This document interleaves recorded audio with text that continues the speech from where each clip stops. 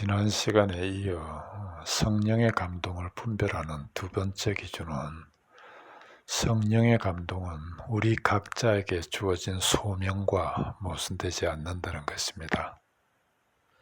예를 들면 어느 한 가정주부에게 기도를 열심히 해야겠다는 감동이 왔다 하십시다.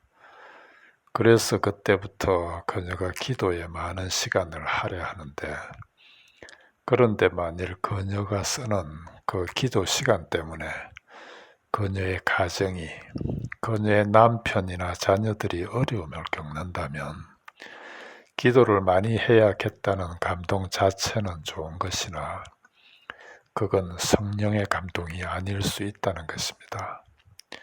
왜냐하면 그녀의 한 가정의 어머니로서의 직분은 하나님이 그에게 친히 부여하신 소명이기 때문입니다. 물론 어떤 감동은 자신의 소명을 잠시 접어두고 무슨 특별한 일을 하게도 하지만, 이때도 그 감동의 결과를 보면 결국은 그 소명과 함께 아름답게 마무리되는 걸 보는데요. 우리에게 오는 감동 중 좋은 것들은 참으로 많습니다. 많이 기도하고 열심히 구제하고 선교하는 등, 심지어는 하나님을 위해 죽거나 영웅적인 믿음의 삶을 살고자 하는 등 이런 일들은 좋은 일이고 또 누구나 하고 싶어하는 일들입니다. 그런데 그럼에도 이런 감동들이 자신의 고유한 소명이나 그 의무를 무시하고 오는 거라면 지금부터가 중요한데요. 이는 대체적으로 성령의 감동이 아니고 그렇게 하지 못하고 있는 자신의 영적 조바심이나 또는 그렇게 하고 싶다는 영적 환상 같은 데서 오는 자신의 생각이나 감정들이라는 것입니다. 이건 참으로 중요한 얘기인데요. 그래서 이걸 이해하면 우리 기독교가 세상 종교와 어떻게 다른가를 좀 더 알게 되는데, 여러분들 혹시 이런 영적 환상이나 영적 조바심이 어떻게 오는지 아는지요? 놀랍게도 대부분이 거짓들의 선동으로부터 옵니다. 오늘날 우리 주위에 이런 거짓들이 얼마나 많은지, 그리고 이 거짓들의 선동에 넘어가 자신의 기본적인 소명조차 무시하고 이런 환상에, 이런 조바심에 빠져 그게 마치 믿음이 좋은 것인 양 쏟고 있는 그런 이들 또한 얼마나 많은지, 지금부터 이 거짓들이 어떻게 사람들을 선동하는지에 대해 말해 보겠습니다. 이는 누구나 조금씩은 아무리 나는 아니다 해도 자기도 모르게 그들의 영향을 받아 조금씩은 물들어 있는 그런 내용인데요. 다른 말로 알게 모르게 세상 종교에 물들어 있다는 소리인데, 한번 들어보기 바랍니다. 정말 나는 아닌지. 먼저 이 거짓들은 인간의 종교성을 자극해 사람들을 선동합니다.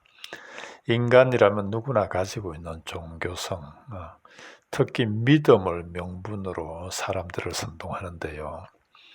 그냥 믿으라는 것입니다. 그냥 믿고 하라는 거지요. 믿는다면서 그것도 못하냐고.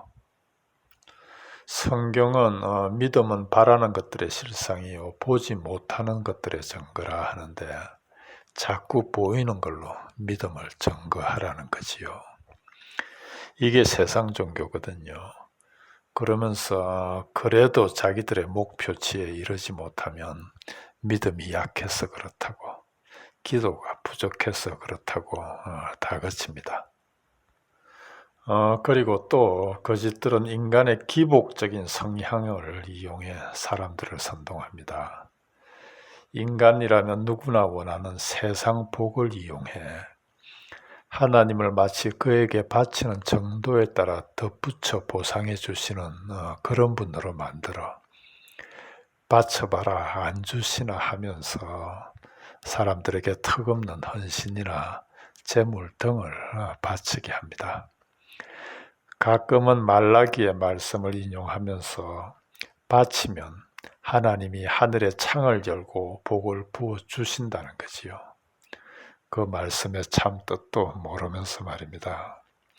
이게 세상 종교거든요. 그러면서 가난은 마치 덜 바쳐서, 부자는 마치 잘 바쳐서 된 것처럼 선동하는데 많은 이들이 여기에 넘어갑니다. 뿐만 아니라 거짓들은 인간의 미신적인 성향을 이용해 사람들을 선동합니다.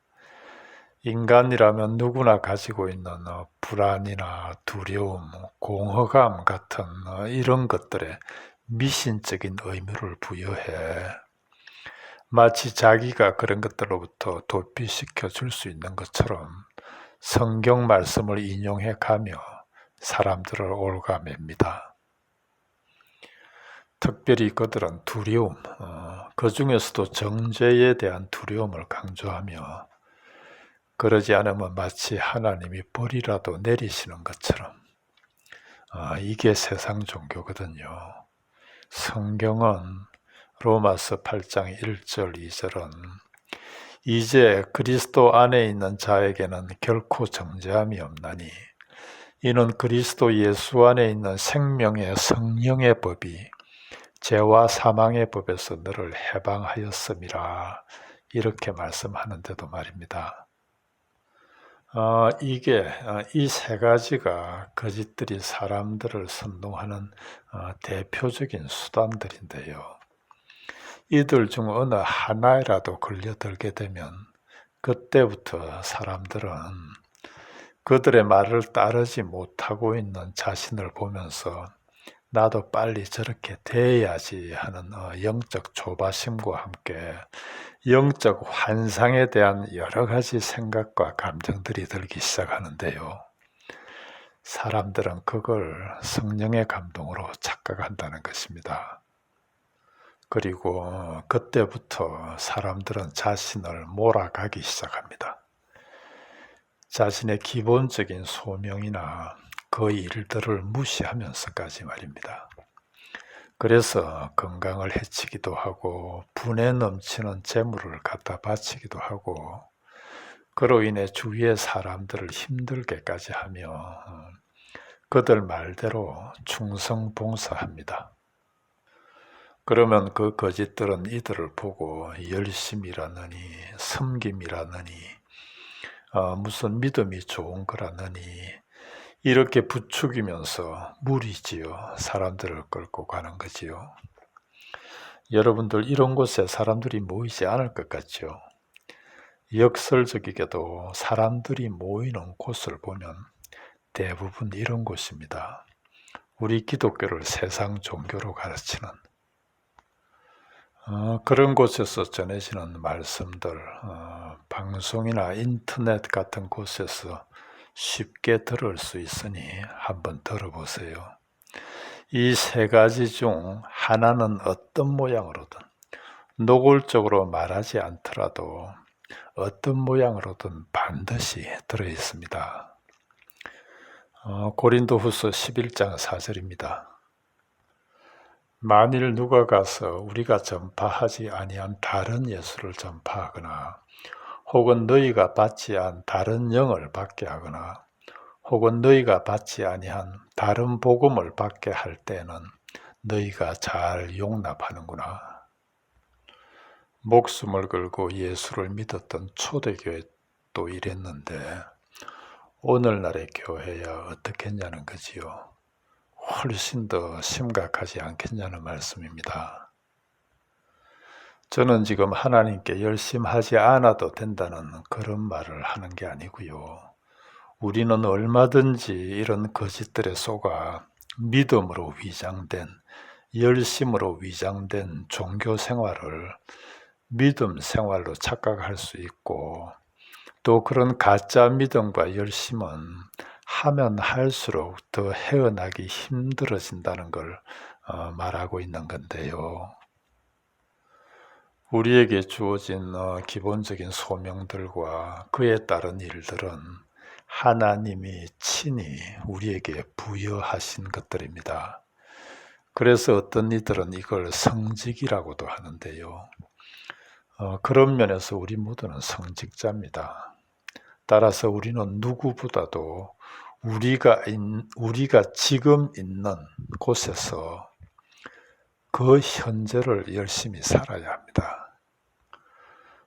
그 속에서 우리의 거룩이 자라가고 우리의 구원이 이루어져 가니까요.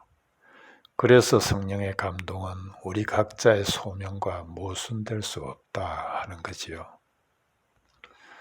지난 시간에도 말했지만 주위를 잘 돌아보고 아직도 그런 거짓들이 있는 곳에 머물러 있다면 미련 없이 떠나기 바랍니다.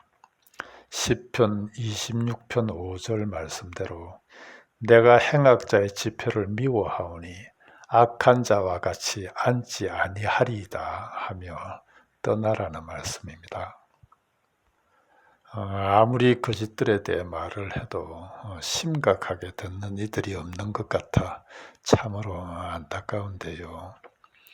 주님은 말씀하십니다. 청함을 받은 자는 많되 택함을 입은 자는 적으니라 하고, 우리 모두 청함을 받은 무리들 속에서 택함을 입은 자가 되어야 하지 않겠는지요.